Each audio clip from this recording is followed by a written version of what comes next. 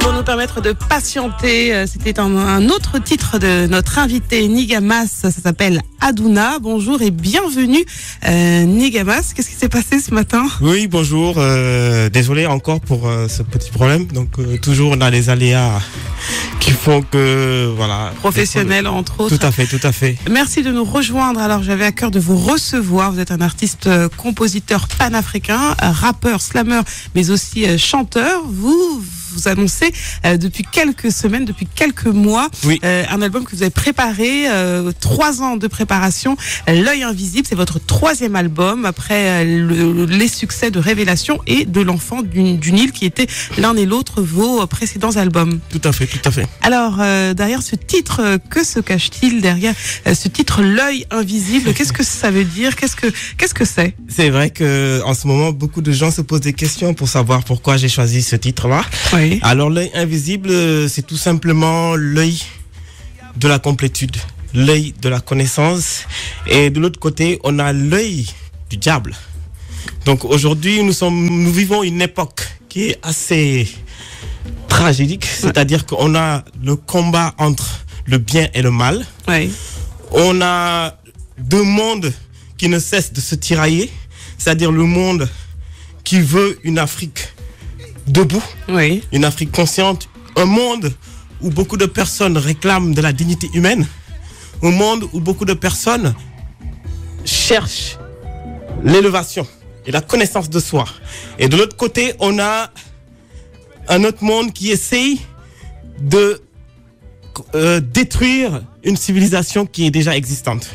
Donc c'est pour ça que j'explique, à un moment donné, il y a ce côté ésotérique qui parle d'une connaissance ancienne depuis l'Égypte antique. Oui. Et il y a ce côté philosophique qui décrypte l'actualité actuelle, c'est-à-dire les guerres, les maladies comme Ebola.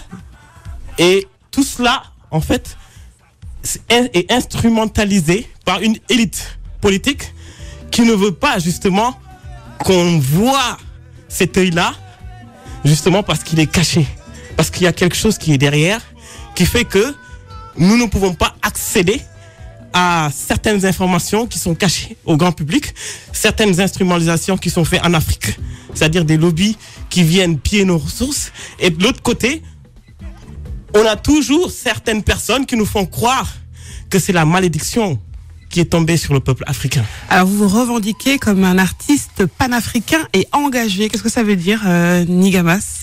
C'est du militantisme que j'ai acquis depuis très jeune, oui. Du militantisme panafricain qui se réclame de la connaissance de soi et de la dignité humaine, parce qu'on nous a fait croire pendant des années qu'il y a une histoire qui est valable pour un certain nombre de populations, c'est-à-dire une histoire qui est écrite et qui est servie pour notre peuple. Oui. Et derrière, quand on fait certaines recherches, on se rend compte qu'il y a une histoire authentique de l'Afrique qui a été souvent cachée. Et à chaque fois qu'on a des personnes qui veulent transmettre les vraies connaissances et qui veulent redonner cette dignité au peuple africain, on a toujours d'autres qui essaient d'étouffer.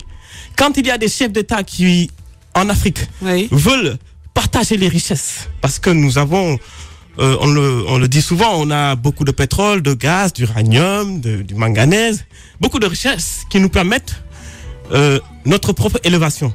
Et à chaque fois qu'il y a des dirigeants qui veulent partager ces ressources, comme par hasard, on tombe sur des coups d'État, des assassinats. Oui. Et à chaque fois, c'est sur le dos d'un frère africain, soi-disant, qui était le traître et qui a commis ces actes barbares. Alors, le retour des Africains à leurs origines est un de vos sujets de prédilection. En tant qu'artiste panafricain, vous dites que votre rôle est d'éduquer et surtout, vous dites qu'il est important de savoir qui on est pour savoir où on va. Donc, c'est important pour vous, l'éducation et d'apprendre son histoire en tant qu'Africain. Tout à fait, parce que aujourd'hui, à chaque fois qu'on nous fait croire que nous sommes notre propre ennemi, on ne va rien construire. C'est une pensée qui se répand également ces Africains également qui disent souvent, qui parlent d'eux de façon négative ou tout le temps, on s'en rend pas compte, mais ce sont des petites choses que l'on fait au quotidien, de se dire oui, nous on est Africains, non mais les Africains, l'afro-pessimisme en gros. Tout à fait, ça rejoint cette idée-là. Et à chaque fois qu'on croit qu'on arrive à rien faire, on ne fera rien du tout. Et à chaque fois qu'on nous ferait croire que le peuple africain ne peut pas se réveiller, ça crée une sorte de psychose au niveau intellectuel qui affaiblit justement notre pouvoir et notre pouvoir d'agir. Et si on regarde tous les pays qui actuellement se développent, c'est parce qu'ils se sont appropriés leur propre héritage ancestral, ils se sont identifiés à leur civilisation et ils ont la connaissance de soi. C'est l'exemple de la Chine et de l'Inde et d'autres pays même. Mais oui. Ça veut dire que vous, personnellement, vous avez fait beaucoup de recherches sur votre histoire. Vous savez qui vous êtes, Nigamas, en tant qu'Africain. J'ai le privilège d'être, en tout cas, d'avoir grandi au Sénégal et entouré, en tout cas, d'une famille qui a toujours voulu être authentique au niveau de la connaissance de soi, et j'étais toujours entouré de ce qu'on appelle des griots, dans le sens positif. Et ces griots nous ont transmis notre propre héritage ancestral et la connaissance de soi. Et à partir du moment où j'ai rejoint l'Europe, parce que j'ai rejoint la France pour poursuivre mes études supérieures. À quel moment? En 2000. D'accord. Donc moi je suis arrivé et j'étais complètement agacé et surpris de voir que un certain nombre de personnes ne connaissent pas leur histoire. Et à chaque fois que j'allumais la télé, je voyais des images de l'Afrique qui ne reflètent pas l'Afrique. Et à chaque fois, je me dis, mais il y a un problème. En fouillant les programmes scolaires des jeunes, c'est pareil. C'est toujours le même processus qui vient. C'est-à-dire, on enseigne une histoire de l'Afrique qui n'a jamais existé. Sur la prétendue vente des Africains aux Antillais, sur l'histoire de la colonisation, de la traite négrière, et jamais on nous montre en fait la véritable histoire de l'Afrique. Et ça, on nous l'avait enseigné bien avant qu'on arrive en France. Alors justement, il y a également dans l'œil invisible une référence à l'Égypte antique, mais il y a plus de complexité car on peut avoir de nombreuses lectures. En effet, on peut penser à un côté mystérieux, un côté un peu mystique et même ésotérique. Tout à fait. Et vous évoquez également la franc-maçonnerie. Exactement. Alors, expliquez aux auditeurs qui ne connaissent pas qu'est-ce que c'est la franc-maçonnerie. Oui, d'accord. Très rapidement, parce que je n'ai pas trop creusé sur ce sujet-là, parce qu'il y a beaucoup de pièges. Hein? Alors, oui, parce qu'en fait, la franc-maçonnerie, c'est tout simplement...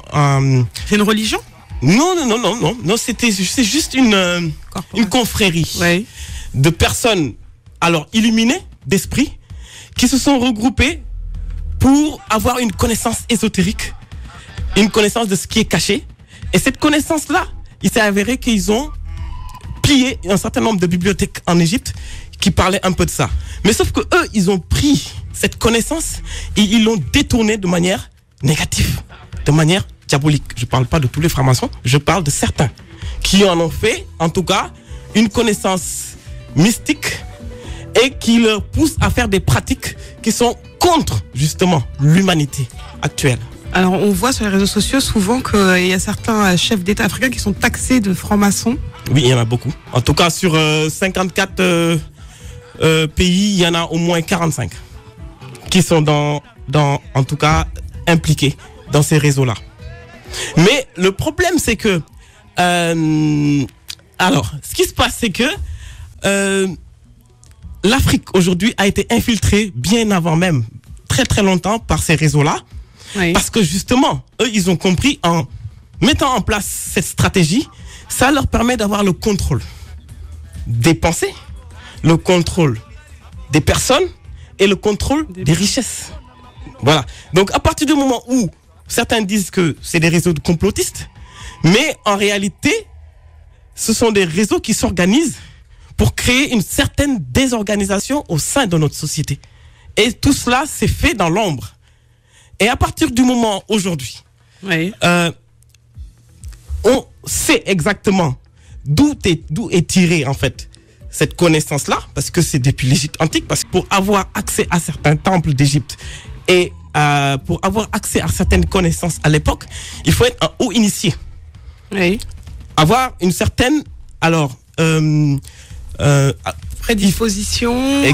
Tout à fait. Et il faut faire aussi en tout cas ce qu'on appelle des stages. Ouais, des rites, quoi. Des rituels. Et ce sont des rituels qui existent toujours en Afrique. C'est pour ça en Afrique, on a toujours ces confréries-là, qu'on appelle des sociétés secrètes qui se sont organisées d'une autre manière. Pas de la même manière que les francs-maçons, mais ce sont des sociétés secrètes. Alors, vous expliquez aussi que les Africains gagneraient à revenir à leur première religion.